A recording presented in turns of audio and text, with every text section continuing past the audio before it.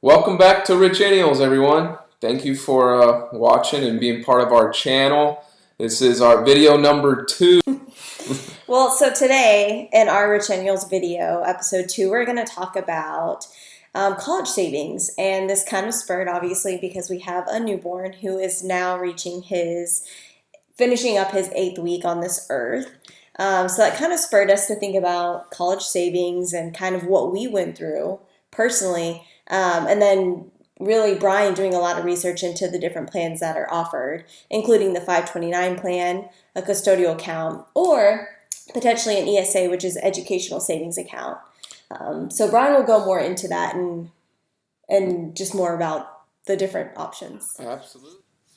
All right, so what we decided to do for our almost 2-month-old is do a 529 account. So we both 2-month-old. so we both went to college and got full-time jobs afterwards and saw the great benefit in doing it.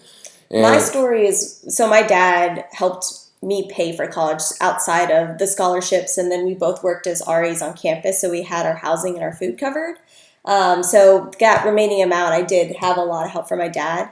And I want to do the same thing for our son, just because I feel like it sets you up financially whenever you leave college. You're not having to worry about the financial burden of, a big pile of student debt that you're having to pay off. For me, I was able to invest a lot more money into my Roth IRA individual account and more into my work account. And I was able to kind of build up, a little bit of my net worth, and for us to be able to put a down payment on the house and things like that. So we just started thinking about college savings because it's really important, and it kind of sets you up to have a good start in life whenever you finish college. yeah, because me, on the other hand, I heavily banked on financial aid. I ended up with a little over 40,000 in student loans. That's plus bachelor's and graduate. And like Amy said, being RAs helped a lot. So just anybody out there, do it if you have that opportunity. And that's how we met. Aww. Yeah. So yeah, we researched 529s, ESAs, and custodial accounts, and by all means do the research beforehand. We looked at everything, we weighed our options, and we decided to go with the 529. I know other people out there do the custodial, other people do the ESA, and there's a lot of pros and cons to each one. So the pros of a 529 account, which is what we decided to do, was there's no contribution limit per year. With an ESA, there's a $2,000 contribution limit. You can't put any more than that, no matter how many accounts you open up. And what we liked with the 529 is if our son does not decide to go to school or trade school, because it can be used for trade schooling, it can be passed down to another sibling. It can even be passed down to another relative, a niece or a nephew. But it has to be used for school education, correct? It has to be used for school, tuition. There's qualified expenses. It can be used for computer equipment, software equipment, depending on what programs they're on. So there's a little bit of flexibility in that.